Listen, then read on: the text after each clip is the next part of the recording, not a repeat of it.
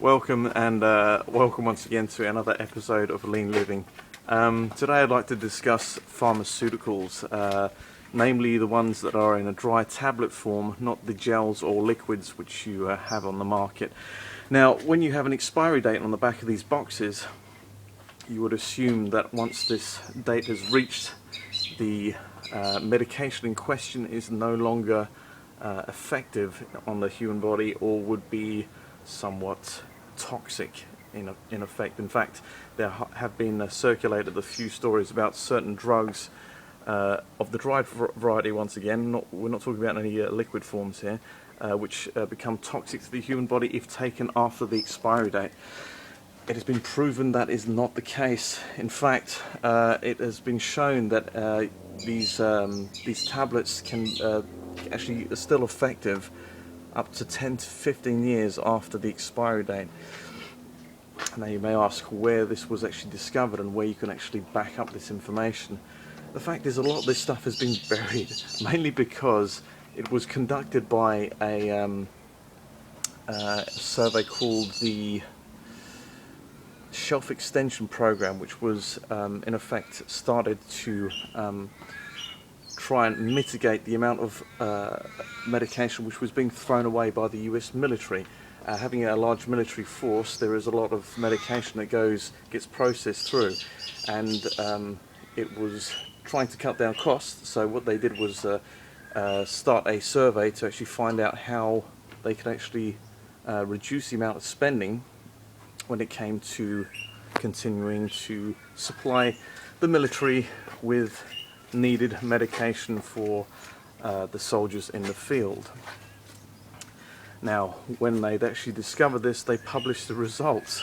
Unfortunately, the pharmaceuticals companies have a lot of sway. They're also partly owned by some of the largest corporations in the world, and when they discovered that this was actually being publicly circulated, they did their best to remove it from the internet. Now you can actually find parts and snippets of the initial survey in question along the internet, but they're only in little results. In fact, actually up until recently, and I'm not entirely sure if it's still going on, if you were to actually publish a link with the Shelf Extension Program mentioned in it, as in like a link to the actual full document, you could face prosecution. So I would urge you not to go and find it and send a link, but just to do the Googling on your own time.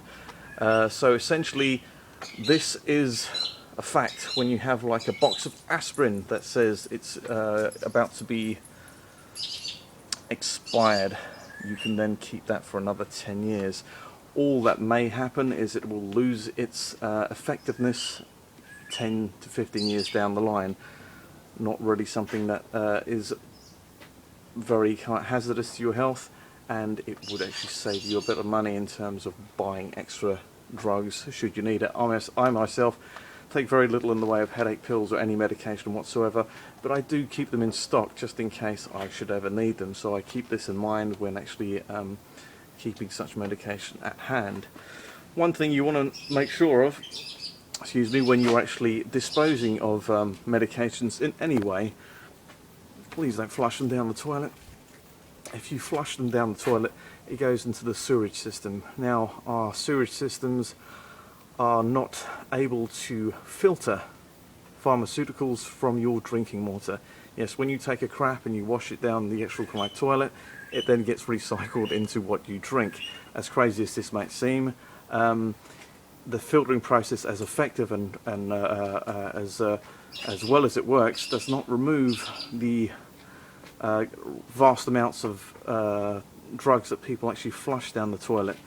Therefore, when you're flushing tons of estrogen tablets or various other things down the toilet, you then have the pleasure of actually drinking all these things, which reduces their effectiveness on your body and also is not particularly great. There was actually a few years back a discovery that most of the fish in the Seine, the river that runs by Paris, or through Paris, was actually predominantly all the fish in there were female, because there was so much estrogen which was being flushed down the toilet and therefore ending up in that river that it actually changed most of the sexes of the fish into girl fish.